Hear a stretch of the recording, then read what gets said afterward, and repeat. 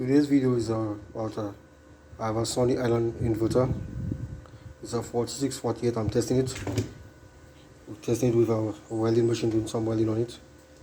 Let me take you to the inverter so that you can see it. Here is the inverter. It's a Sony Island 4648. I just do a quick connection. There is the wires that hook up to the batteries. I also add a circuit breaker so I can put it on and put it off. And the wire goes inside the cabinet. They connect it to a two bus bar, the negative and positive. And the AC wire, there is it on the ground there. It goes up to the main breaker of the house, so we power everything on the fridge, the lights, and so on. Let us see now the power pulling. Okay.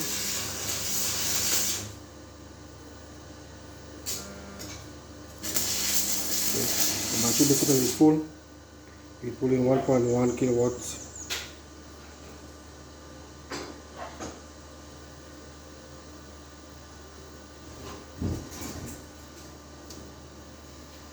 Okay, let's go to the meter and see.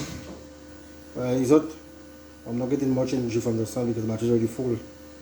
So it's around 300 watts. It's only when the load is come on, you will see it takes a bit more power from the sun, so it has to quite a bit of what the power that coming from the batteries.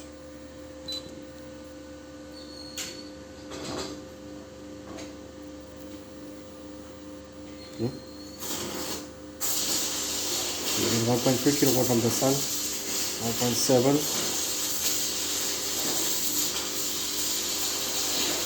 Okay. Let's look at the battery monitor. Okay.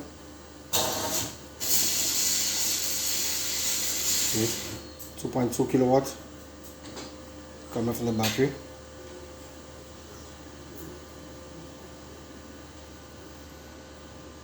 So stay tuned, there will be another video soon I'll be making for you see.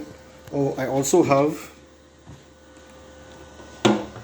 the remote for the inverter. Okay, but pretty soon I'll be installing that inverter somewhere on the wall, and then I'll be make it neatly, run the wires in trunking, so at least it will look decently in the next video. So stay tuned for part 2. Goodbye.